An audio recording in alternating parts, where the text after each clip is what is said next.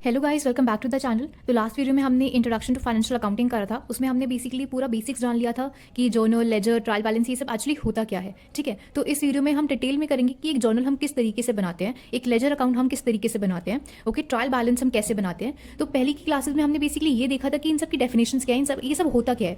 इधर हम देखेंगे कि ये सबको हम प्रैक्टिकली कैसे इंप्लीमेंट करते हैं। ओके, तो इस वीडियो में guys will see that how to create journal, ledger accounts and transfer it into trial balance. कैसे हम लेजर अकाउंट्स बनाते हैं और कैसे उन लेजर अकाउंट्स को हम ट्रायल बैलेंस में हम कन्वर्ट करते हैं। Okay, so a journal is a chronological record of transactions. Journal entries are recorded in the journal. Okay, तो बेसिकली क्रोनोलॉजिकल का क्या मतलब होता है, दैट इज डेट वाइज, कौन सी ट्रांजैक्शन मेरी पहले हो रही है, कौन सी ट्रांजैक्शन मेरी बाद में हो रही है, उसको मैं डेट वाइज जब रिकॉर्ड करती हूँ अपनी ट्रांजैक्शंस को, उसको हम जर्नल बोलते हैं। Clear? So this is a basic journal. I hope it is visible in the camera. Okay, so this is a basic journal. ठीक है, हम डेट लिखेंगे, ये यहाँ पे हमारी एक्सप्लेनेशन होगी, द रेफरेंस नंबर, फिर आता है पहले डेबिट और फिर क्रेडिट। ठीक है, तो जब भी हम ट्रांजैक्शन को रिकॉर्ड करते हैं एक जर्नल एंट्री में, हमारा पहले डेबिट आएगा, उसके बाद हमारा क्रेडिट आएगा। क्लियर? तो सपोज मेरी एक ट्रांजैक्शन है जो मैंने करी थी 9th of January 2025। Let's take an example. Share holders invested 15,000 cash in the corporation in exchange for ordinary shares. तो इस क्वेश्चन का क्या मतलब हुआ, शेयर होल्डर्स ने इन्वेस्ट करे 15,000 कैश, मतलब कि कंपनी को कैश रिसीव हुआ। राइट, अगर कोई भी चीज़ हमें रिसीव हो रही है, कैश हमें रिसीव हो रहा है, तो जब भी हमें कैश रिसीव होता है तो वो हमारे किस में जाएगा, वो हमारा एसेट में जाएगा। राइट, तो इधर हमने कैश लिखा, कैश हमारा एसेट में जाएगा। ओके, तो जब भी हमारा एसेट इंक्रीज करता है, कहाँ जाता है वो, डेबिट में, तो हम इसको डेबिट में भेज देंगे। राइट, तो कैश हमारा डेबिट में चला गया। नाउ अब एक चीज़ अगर हमारी डेबिट में गई है तो इट इज़ ऑब्वियस जो हमारी दूसरी चीज़ है वो हमारी क्रेडिट में जाएगी। अब हमें शेयर्स देने पड़ेंगे। राइट, हम शेयर्स देंगे शेयर होल्डर्स को, तो वो हम दे रहे हैं। राइट, तो वो किधर जाएगा, शेयर कैपिटल हमारा क्रेडिट में चला जाएगा। Clear? Minimum 2 accounts required. Guys, जब भी हम एक जर्नल एंट्री करते हैं सो इट इज इंपॉर्टेंट कि 2 अकाउंट रिक्वायर्ड हो। राइट, अगर हम डेबिट की ट्रांजैक्शन रिकॉर्ड कर रहे हैं तो ऑब्वियसली बात है कि क्रेडिट की ट्रांजैक्शन भी होगी, तो हमें क्रेडिट की ट्रांजैक्शन भी रिकॉर्ड करनी होगी। Now we have seen that how to record a journal. Now let's see कि उस जर्नल एंट्री को हम लेजर एंट्री में कैसे डालते हैं। राइट, हम कैसे लेजर अकाउंट बनाते हैं। तो लेजर अकाउंट में गाइस आप ऊपर देख रहे हो कि मेरा एक कैश ट्रांजैक्शन था। राइट, तो इस कैश का मुझे लेजर अकाउंट बनाना है, तो how I will do it, my date, explanation, reference, debit, credit, balance. Okay, now what is this reference? जो मेरा ये वाला जर्नल था, इस जर्नल का मेरा नाम था J1। ठीक है, तो मैं इधर रेफरेंस में लिखूंगी J1। क्लियर? नाउ यहाँ पे हमारा कैश हो रहा था तो हम कैश का बनाएंगे, कितना कैश हो रहा था, 15,000 डेबिट, तो डेबिट। ओके, तो बैलेंस कितना हो गया, 15,000। अब सपोज ये मेरी पहली ट्रांजैक्शन थी, इससे पहले मेरी कोई भी ट्रांजैक्शन नहीं हुई, तो इसलिए मेरी पहली ट्रांजैक्शन है, इसलिए बैलेंस मेरा 15,000 ही है इधर। ओके, अब सपोज जैसे मैंने कैश का एक जनरल अकाउंट बनाया, एक लेजर अकाउंट बनाया, वैसे मुझे दूसरी ट्रांजैक्शन का बनाना है जो थी शेयर कैपिटल। तो यहाँ पे मैं लिखूंगी शेयर कैपिटल। अब शेयर कैपिटल मेरा क्रेडिट हुआ था, तो यहाँ पे मेरा आ जाएगा क्रेडिट में 15,000। राइट, ओके, तो इधर मेरे डेबिट में कुछ नहीं आएगा जब मैं शेयर कैपिटल का लेजर अकाउंट बनाऊंगी, और क्रेडिट में 15,000 आ जाएगा। क्लियर? अब गाइस, मैंने आपसे ये बोला था कि एसेट हमारा डेबिट में जाता है, एसेट इंक्रीज होता है तो वो हमारा डेबिट में जाएगा, लेकिन हमको ये पता कैसे चलेगा। तो बेसिकली ये जानने के लिए कि हमारा कौन सा अकाउंट क्रेडिट होगा, हमारा कौन सा अकाउंट डेबिट होगा, ये टेबल बहुत ज़्यादा इंपॉर्टेंट है। ठीक है, तो बेसिकली जब भी कोई भी आपका एसेट है, कोई भी आपका एक्सपेंडिचर है, और कोई भी आपकी ड्राइंग्स है, ओके, तो आपकी एसेट, एक्सपेंडिचर और ड्राइंग जब भी इंक्रीज होती है वो कहाँ जाएगी, डेबिट में। क्लियर? सेकंड, जब भी आपकी लायबिलिटीज, कैपिटल और रेवेन्यू इंक्रीज होता है वो कहाँ जाएगा, क्रेडिट में। ओके, तो बस आपको ये चीज़ ध्यान में रखनी है, और अगर आपने ये चीज़ ध्यान में रख ली तो आप कोई भी क्वेश्चन सॉल्व कर सकते हो। क्या चीज़ आपको ध्यान में रखनी है, आपका जो भी एसेट है वो नॉर्मल अकाउंट में डेबिट होगा, आपका एक्सपेंडिचर नॉर्मल अकाउंट में डेबिट होगा, और आपकी ड्राइंग्स नॉर्मल अकाउंट में डेबिट होगी। ठीक है, तो एसेट, एक्सपेंडिचर, ड्राइंग डेबिट में जाता है। Right, this one thing you have to keep in mind. और लायबिलिटीज, रेवेन्यू और कैपिटल, ये आपका कहाँ जाएगा, credit. Okay, so this thing you need to keep in mind. आपको बस ये चीज़ याद रखनी है। अगर आपने ये टेबल याद रख लिया तो आप कोई भी क्वेश्चन आराम से सॉल्व कर पाओगे। Now there is one more important concept. So before moving on, let us understand that concept. Okay. तो basically अगर मेरी एक कंपनी है, ठीक है, मेरी एक कंपनी है और मेरी उस कंपनी का जो मेन फंक्शन है वो है फर्नीचर सेल करने का, ठीक है। तो मेरी कंपनी फर्नीचर सेल करती है, तो बेसिकली फर्नीचर उसके लिए क्या हो गया, गुड्स हो गए। मेरी कंपनी के लिए फर्नीचर गुड्स हो गए, ठीक है। और फर्नीचर के अलावा जो भी चीज़ें होंगी, सपोज कोई मशीनरी रिक्वायर्ड है हमें, लाइक प्रिंटर्स एंड ऑल, ठीक है, मशीनरी हमको रिक्वायर्ड है।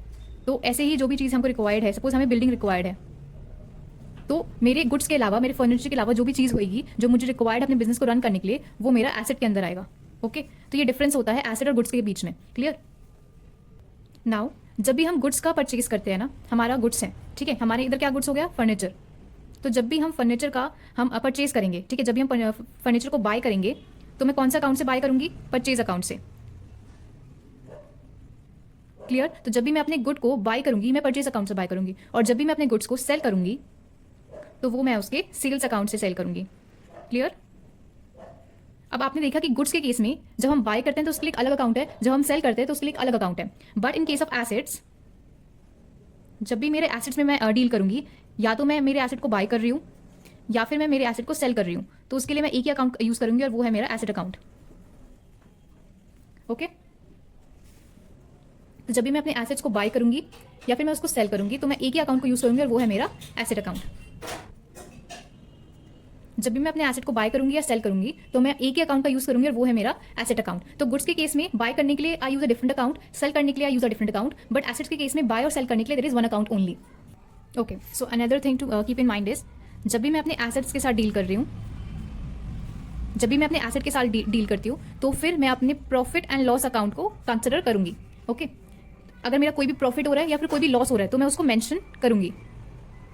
सो I will mention that, right. But whenever I am dealing with goods, जब भी मैं गुड्स के साथ डील कर रही हूँ, तो मैं अपने प्रॉफिट और लॉस अकाउंट को मेंशन नहीं करूंगी।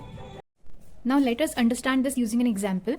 Equipment costing 20,000 is sold for 18,000 in cash, right. तो मेरा इक्विपमेंट का कॉस्ट है 20,000 और मैंने उसको बेचा 18,000 में, तो यहाँ मेरा लॉस हो रहा है, राइट, यहाँ मेरा लॉस हो रहा है। तो लॉस कितने का हो रहा है मेरा, 20,000 का। 20,000 माइनस 18,000, 2,000। ओके, तो मेरा 2,000 का लॉस हो रहा है। सो हमें कितना कैश मिला, 18,000। तो जब भी हमें कैश रिसीव होता है वो हमारा डेबिट में जाएगा। सो cash account debit 18,000। Okay, and profit and loss account, क्योंकि इधर हम एसेट के साथ डील कर रहे हैं, राइट, इधर हम एसेट के साथ डील कर रहे हैं और यहाँ पे मेरा लॉस हो रहा है, तो मैं उसको मेंशन करूंगी। प्रॉफिट एंड लॉस अकाउंट कितना लॉस है, 20,000, डेबिट 20,000। क्लियर?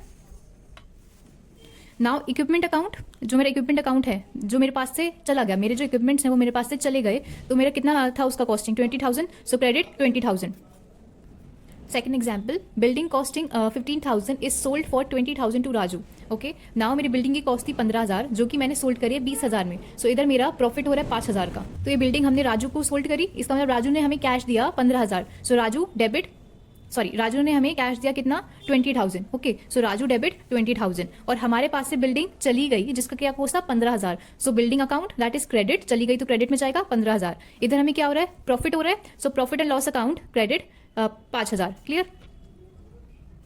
नाउ अगेन, अगर हम एसेट के केस में डील कर रहे हैं, so will note the profit and loss account, लेकिन अगर हम गुड्स के केस में डील कर रहे हैं, so we will not note the profit and loss account. Okay, for example, goods costing 15,000 sold at 20,000। ठीक है, तो यहाँ पे क्या वर्ड आ गया, यहाँ पे गुड्स वर्ड आ गया, राइट। तो इस केस में मैं प्रॉफिट और लॉस अकाउंट को मेंशन नहीं करूंगी। मेरा गुड का क्या कॉस्ट था, 15,000, जो कि मैंने सोल्ड कर दिया 20,000 में, तो इधर मेरा प्रॉफिट हो रहा है 5,000 का, राइट। बट इसका मैं लेजर अकाउंट कैसे बनाऊंगी, हमें कैश रिसीव हो रहा है कितना, 20,000। So cash account debit 20,000 and goods sales account में कितना, 15,000। ओके, नाउ मेरा एक कंसेप्ट आता है बैड डेब्ट का। Okay, so what is bad डेब्ट। सपोज मेरी एक कंपनी है, राइट, एंड इस कंपनी ने कुछ लोन दिया या फिर कुछ डेब्ट दिया किसी एक कंपनी को या एक पर्सन को। सपोज इसका नाम रख देते हैं हम पॉपिंस, राइट। सो इसको कंपनी ने लोन दिया, राइट। लोन दिया था 15,000, जिसमें से इसने 5,000 दे दिया, ठीक है। लेकिन वो जो बाकी के बचे 10,000 हैं, वो इसने मना कर दिया कि मेरे पास नहीं है, I can not give it. Suppose ये बैंक करप्ट हो गया, इसका दिवाला निकल गया, ठीक है। ये बोल रहा है भाई 10,000 तो मैं नहीं दे सकता, मेरे पास नहीं है, ठीक है। तो अब क्या होगा, अब इसने हमें 5,000 दे दिए, वो तो हमारे पास आ गए, लेकिन ये जो 10,000 हैं वो मेरे बैड डेब्ट के अंदर आ जाएंगे। क्लियर? तो इसका अगर मेरे को लेजर अकाउंट बनाना हो तो मैं कैसे बनाऊंगी, कैश अकाउंट, कैश हमें कितना रिसीव हो गया, 5,000 तो हमें रिसीव हो गया, राइट। सो cash account debit 5,000। Clear? Now अब बैड डेप्थ, बैड डेप्थ में क्या आएगा, बैड डेप्थ में मेरा आएगा 10,000, राइट। ओके गाइस, तो ये बैड डेप्थ का आपको कंसेप्ट क्लियर है। तो बैड डेप्थ के कंसेप्ट के बाद एक और कंसेप्ट होता है जो होता है बैड डेप्थ रिकवर्ड, ठीक है। तो एक बार वो भी देख लेते हैं। सो बैड डेप्थ रिकवर्ड, ये क्या होता है? अब ये जो बैड डेप्थ है, ठीक है, ये बैड डेप्थ अभी हमें कभी नहीं मिलेगी, राइट। ये अमाउंट हमने ये एज्यूम कर लिया कि ये अब हमें कभी नहीं मिलेगा, तो इसलिए हम इसको बोलते हैं इररिकवरेबल। ओके, हम इसको बोलते हैं इररिकवरेबल, क्लियर, क्योंकि हमको ये अमाउंट कभी नहीं मिलेगा। तो बैड डेप्थ रिकवर्ड एक दूसरा कंसेप्ट होता है इसी के अंदर। बैड डेप्थ रिकवर्ड में क्या होता है, सपोज ये पॉपिंस है, ठीक है, सपोज 2 साल बाद या 3 साल बाद, ठीक है, आता है और मेरे को बोलता है कि मेरे पास में पैसा आ गया है, ठीक है, तो मेरा जो डेप्थ था 10,000 का, अब वो मैं आपको पे करना चाहता हूँ, ठीक है। तो अब ये जो आएगा और ये बोलेगा कि मुझे अब आपको जो 10,000 मेरे रह गए थे देने, वो मैं आपको देना चाहता हूँ, ठीक है। तो अब ये मेरा अनएक्सपेक्टेड था, राइट। मैंने एक्सपेक्ट नहीं किया था कि अभी मुझे मिलेगा, पर ये मुझे मिल रहा है, ठीक है। जब भी मिल रहा है, कितने भी टाइम ड्यूरेशन के बाद, पर ये मुझे मिल रहा है, तो अब ये मेरा क्या हो जाएगा, अब ये मेरे लिए एक एसेट हो जाएगा, क्लियर। तो अगर मुझे बैड डेप्थ रिकवर्ड की इक्वेशन लिखनी है तो वो मैं कैसे लिखूंगी, इसका अकाउंट में कैसे बनाऊंगी? कैश हमें रिसीव हुआ, ठीक है, तो कैश अकाउंट डेबिट होगा, कितना रिसीव हुआ है हमको, कैश हमें रिसीव हुआ, राइट। तो कैश अकाउंट डेबिट होगा, कितना रिसीव हुआ है हमको, 10,000, ठीक है। तो ये हमारा डेबिट में आ जाएगा, राइट। टू, ये क्या था हमें जो भी रिसीव हुआ है, बैड डेप्थ रिकवर्ड, बैड डेप्थ रिकवर्ड हमारी तरफ से चला गया, सो बैड डेप्थ रिकवर्ड क्या हो जाएगा, क्रेडिट 10,000, क्लियर। तो इसका जो अकाउंट है लेजर अकाउंट, वो हम जर्नल अकाउंट इस तरीके से बनाएंगे, क्लियर। नाउ पोस्टिंग, पोस्टिंग क्या होता है गाइस, जब भी हम अपने लेजर अकाउंट को, सॉरी, जब भी हम अपने जर्नल अकाउंट से, ठीक है, हमारा जर्नल एंट्री है, हम अपने जर्नल एंट्री से हम लेजर अकाउंट्स बनाते हैं, ठीक है। तो इस चीज को हम क्या बोलते हैं, इस चीज को हम बोलते हैं पोस्टिंग। तो पोस्टिंग क्या होता है, the process of transferring amounts from the journal to the respective accounts, that is the ledger accounts, इसको हम पोस्टिंग बोलते हैं। तो जब भी हम अपनी जर्नल एंट्रीज का जो हम डेटा है उसको हम ट्रांसफर करते हैं लेजर अकाउंट्स में, उसको हम पोस्टिंग बोलते हैं, ठीक है। तो अभी हम कुछ एग्जाम्पल्स कर लेते हैं जर्नल एंट्रीज और लेजर पोस्टिंग के। Share holder invest 1 lakh cash in an advertising venture to be as XYZ advertising agency. तो शेयर होल्डर ने इन्वेस्ट करा 1 लाख कैश, इसका मतलब कंपनी के पास क्या आया, कंपनी के पास 1 लाख कैश आया, राइट। सो इधर कैश हमारे लिए एसेट है, जब भी हमारे पास कैश रिसीव होगा, जब भी कंपनी को कैश रिसीव होगा, वो उसके लिए एक एसेट होगा, क्लियर। तो कैश एसेट है तो वो हमें डेबिट होगा, राइट, 1 लाख। अब हमें क्या देना है, शेयर कैपिटल, तो share capital credit 1 lakh, right. तो इसका हम लेजर पोस्टिंग कैसे करेंगे, कैश है डेबिट क्रेडिट, ठीक है। तो हमारा कैश क्या हुआ था, हमारा कैश हुआ था डेबिट, तो कैश हमारा डेबिट में आ जाएगा 1 लाख। शेयर कैपिटल है, राइट, हम शेयर कैपिटल लिखेंगे, शेयर कैपिटल डेबिट क्रेडिट क्या हुआ था, क्रेडिट हुआ था, तो क्रेडिट के नीचे आ जाएगा 1 lakh, okay. XYZ advertising agency purchase office equipment costing 50,000 by signing a 3-month 12% 50,000 note payable, right. Guys, जब भी नोट पेबल आता है ना, मतलब हमको ये पे करना है, ठीक है, तो वो हमें पे करना है ना, तो ये हमारा कहाँ जाएगा, क्रेडिट में जाएगा, ठीक है। और जब भी परचेज आता है, इसका मतलब हमें क्या करना है, डेबिट करना है। हम खरीद रहे हैं ना कुछ, इसका मतलब हम क्या कर रहे हैं, अपने एसेट्स को इंक्रीज कर रहे हैं। तो जब भी हमारे एसेट्स इंक्रीज होता है तो वो किस में जाता है, डेबिट में जाता है, clear. So basically office equipment debit में जाएगा 50,000 और नोट्स पेबल क्रेडिट में जाएगा 50,000, clear. XYZ advertising agency receives a 12,000 cash advance from KC, a client, for advertising services that are expected to be completed by December 31st, right? अब एक चीज ध्यान में रखने वाली है, जब भी कंपनी को कैश रिसीव होगा वो हमेशा डेबिट में जाएगा, जब भी कंपनी कैश देगी अपनी तरफ से तो वो हमारा क्रेडिट में जाएगा, क्लियर। नाउ इधर क्या है, एजेंसी रिसीव्स 12,000, उसको रिसीव हो रहा है 12,000, वो भी कहाँ, एडवांस में, एक सर्विस के लिए जो अभी उसको देनी है, तो उसके लिए उसको एडवांस में पैसे रिसीव हो रहे हैं, तो ये इसलिए क्या हो गया, एसेट हो गया, राइट। एसेट इंक्रीज हो रहा है, डेबिट में जाएगा, ओके। सो कैश डेबिट में जाएगा 12,000, ठीक है। जो अनअर्न्ड रेवेन्यू है, ये मेरा अनअर्न्ड सर्विस रेवेन्यू है ना, ये मेरे कहाँ जाएगा, 12,000 क्रेडिट में जाएगा, क्यों, क्योंकि अभी ये मुझे देनी है, ये सर्विस मुझे प्रोवाइड करनी है, क्रेडिट में जाएगा, clear. XYZ advertising agency pays 9,000 office rent in cash for October. Now ये कंपनी ने ऑफिस रेंट पे करा है। ऑफिस रेंट क्या होता है, एक तरीके से हमारा एक्सपेंस होता है। ऑफिस रेंट क्या होता है, हमारा एक्सपेंस होता है, राइट। तो एक्सपेंस हमने देखा था स्टार्टिंग में, हमने जो टेबल लर्न करा था कि जब भी हमारा एक्सपेंस इंक्रीज होगा वो किस में जाएगा, डेबिट में जाएगा। तो ऑफिस एक्सपेंस कहां जाएगा, डेबिट में, 9,000, राइट। कैश हमारी तरफ से गया है, कैश हमने दिया है, तो कैश किधर जाएगा, क्रेडिट में जाएगा 9,000, okay. XYZ advertising agency pays 6,000 for a 1-year insurance policy that will expire next year on September 30. Okay अब गाइज इधर एक चीज आपको याद रखनी है, अगर हम इंश्योरेंस के बारे में बात कर रहे हैं जिसका हमें अभी पे करना है, इंश्योरेंस की अमाउंट अगर हमें अभी पे करनी है तो वो हमारे लिए एक क्या हो जाएगा, एक्सपेंस हो जाएगा, ठीक है। लेकिन अगर एक प्रीपेड इंश्योरेंस है, हम ऑलरेडी वो इंश्योरेंस का पे कर चुके हैं, अब हमें उसका इंटरेस्ट मिलना रहता है, ठीक है, तो वो हमारे लिए क्या हो जाएगा, एक एसेट हो जाएगा। ओके तो बेसिकली इधर हम किसकी बात कर रहे हैं, XYZ एडवर्टाइजिंग एजेंसी पे 6,000 for a 1 year insurance.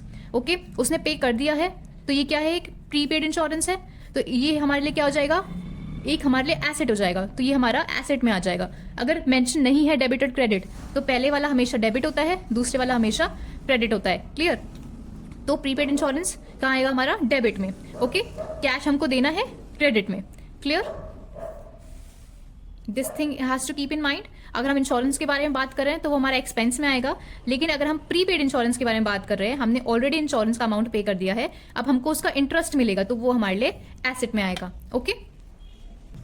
Okay guys, तो this is all for today. ठीक है, तो इस वीडियो में हमने काफ़ी कुछ देखा कि हम कैसे जर्नल एंट्रीज करते हैं, किस तरीके से हम लेजर पोस्टिंग करते हैं, राइट। देन हमने कुछ इंपॉर्टेंट कंसेप्ट पढ़े, बैड डेप्थ के बारे में, बैड डेप्थ रिकवर्ड के बारे में, right. Then we have also हमने ये भी जाना कि बेसिकली एसेट हमारा जो होता है, हमारा एसेट और गुड्स के बीच का क्या डिफरेंस होता है, राइट। ये टेबल सबसे ज़्यादा इंपॉर्टेंट है, तो इस टेबल को आप ध्यान में रखना। ओके देन बेसिकली हम कब गुड्स को, हम कौन से अकाउंट से हम गुड्स को बाय करते हैं, हम कौन से अकाउंट पर गुड्स को सेल करते हैं, हमारा गुड्स और एसेट्स के बीच का डिफरेंस। तो इस वीडियो में हमने बेसिकली ये सब जाना है। नेक्स्ट वीडियो में हम ट्रायल बैलेंस के बारे में बात करेंगे। नेक्स्ट वीडियो कंप्लीटली डेडिकेटेड होगी ट्रायल बैलेंस को लेके। Okay so this is all for today. अगर आपको कोई भी डाउट है तो आप कमेंट सेक्शन में कमेंट कर सकते हैं। I try to solve all your query. And guys one more thing, अगर आपको वीडियो पसंद आई है तो प्लीज चैनल को सब्सक्राइब कर दीजिए, क्योंकि उससे बहुत ज़्यादा मोटिवेशन मिलती है। Okay bye bye.